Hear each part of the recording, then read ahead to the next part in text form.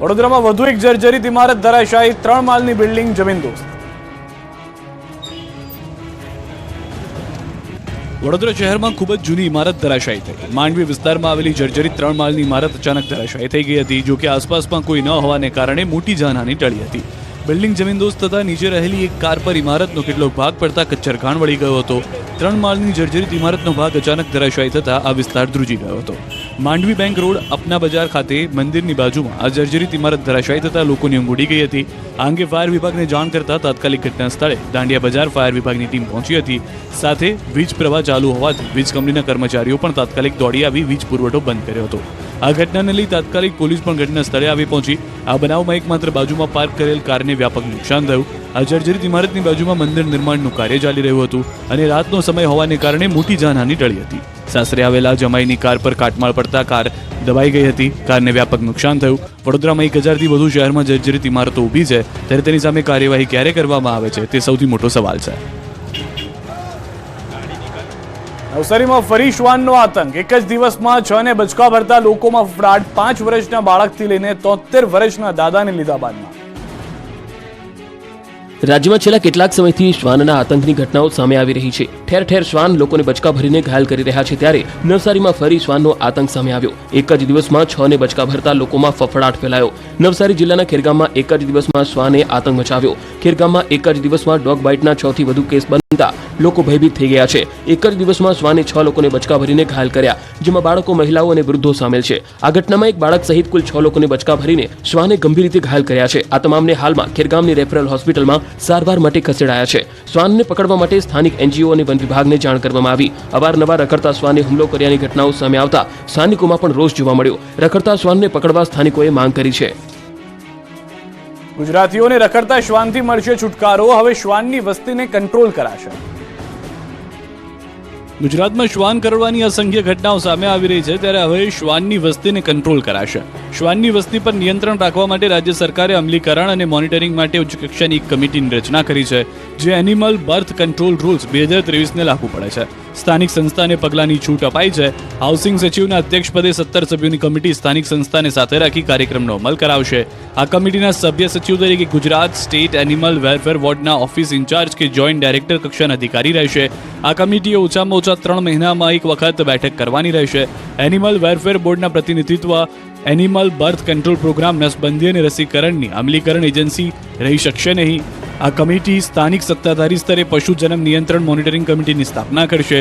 District પ્રમાણે plan બનાવશે। એટલું જ નહીં, આ કમિટી સમગ્ર રાજ્યમાં શહેરી અને ગ્રામીણ વિસ્તારમાં કૂતરાની વસ્તી વ્યવસ્થાપનનું કામ કરશે। હાથમાં મીઠું લઈને અગરિયાએ કર્યા પાટણમાં ઉપવાસ આંદોલન। હાથમાં મીઠું અને મુખમાંથી વિરોધના સૂર। અગરિયાઓના વિરોધના આક્રોશના હલ્લાબોલના દ્રશ્યો છે પાટણના સાતલપુરના। સાતલપુરમાં છેલ્લા 4 દિવસથી અગરિયાઓ પરિવાર સાથે આમરણાંત ઉપવાસ પર બેઠા છે। રણમાં જવા પર પ્રતિબંધને લઈને અગરિયાઓમાં આક્રોશ ફાટી નીકળ્યો। રણમાં જવા પર પ્રતિબંધને લઈ અગરિયાઓ મેદાને આવ્યા। સર્વે એન્ડ સેટલમેન્ટની યાદીમાં નામ ન આવતા અગરિયાઓની રોજીરોટી છીનવાઈ ગઈ, જેને લઈને અગરિયાઓ સાતલપુરમાં વિરોધ પ્રદર્શન કરી રહ્યા છે। તંત્ર દ્વારા સત્વરે ન્યાય આપે અને રણમાં 10 એકર વિસ્તારમાં મીઠું પકાવવાની મંજૂરી આપવામાં આવે તેવી માંગ કરી રહ્યા છે। માંગ નહીં સ્વીકારાય તો ચૂંટણી બહિષ્કાર કરશે અગરિયાઓ। અગરિયાઓનું કહેવું છે કે કોઈ પણ અધિકારીઓ મુલાકાત માટે નથી આવ્યા। આ રણમાં જવા દેવાની માંગ છે।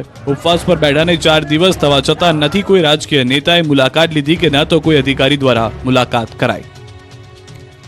જૂનાગઢના ગિરનાર પરની દુકાનો 4 દિવસે ખુલી। વેપારીઓની હડતાલનો અંત આવ્યો। જૂનાગઢમાં ગિરનાર પર 4 દિવસે દુકાનો ખુલી। 4 દિવસથી બંધ દુકાનો ખુલતા ભક્તોએ રાહતનો શ્વાસ લીધો। ગિરનાર પર પ્લાસ્ટિક પર પ્રતિબંધને લઈને વેપારીઓ વિરોધ પ્રદર્શન કરી રહ્યા હતા। પાણીની બોટલ વેચવા પર રોક લગાવવા વેપારીઓએ ગિરનારની સીડીઓ પર દુકાનો બંધ રાખી હતી। 4 દિવસથી દુકાનો બંધ રાખીને વેપારીઓ હડતાલ પર ઉતર્યા હતા, પરંતુ તંત્રે વેપારીઓની વાત માની લીધા જૂનાગઢના ગિરનાર પર છેલ્લા કેટલાક દિવસોથી ચાલી રહેલી વેપારીઓની હડતાલ સમેટાઈ।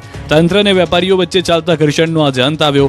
પાણીના કેરબા શક્ય ન હોવાથી ટેટ્રાપેકમાં પાણી વેચવાનો વિકલ્પ વેપારીઓને તંત્રે સ્વીકાર્યો। 4 દિવસ બાદ ગિરનારની સીડીઓ પર દુકાનો ફરી શરૂ થઈ।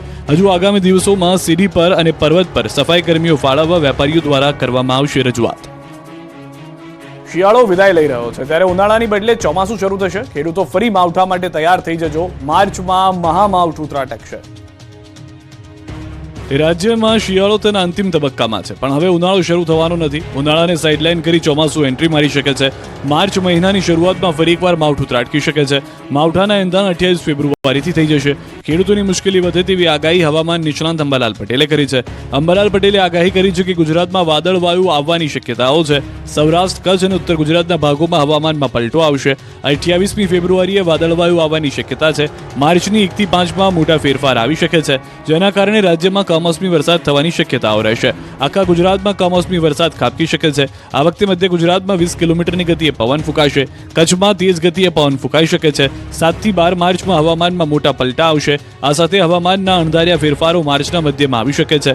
15 માર્ચ સુધીમાં મહત્તમ તાપમાન 40 ડિગ્રીની ઉપર જવાની શક્યતાઓ છે. જોકે વચ્ચે હવામાનમાં પલટા આવવાથી મહત્તમ તાપમાનમાં વધઘટ થતી રહેશે. ઉત્તર ગુજરાત, પૂર્વ ગુજરાત, મધ્ય ગુજરાત, ઉત્તર સૌરાષ્ટ્રના ભાગો, સૌરાષ્ટ્રના અન્ય ભાગો, કચ્છના ભાગોમાં કમોસમી વરસાદ થવાની શક્યતા રહેશે. ગઢડામાં ગોપીનાથજી મહારાજને 2.5 કરોડ રૂપિયાનો સુવર્ણ રત્ન મુગટ અર્પણ. ગઢડા ખાતે આવેલા વડતાલ તાબાના લાખો શ્રદ્ધાળુઓના આસ્થાનું કેન્દ્ર ગોપીનાથજી દેવને આશરે 2.5 કરોડ રૂપિયાની કિંમત ધરાવતા સોનું અને રત્નજડિત કલાત્મક દિવ્ય મુગટ ભક્ત પરિવાર તરફથી અર્પણ કરવામાં આવ્યો. મુંબઈના પારેખ પરિવાર કિંમતી મુગટ ગોપીનાથજી મહારાજના ચરણોમાં અર્પણ કરવાનો સંકલ્પ પૂર્ણ કર્યો.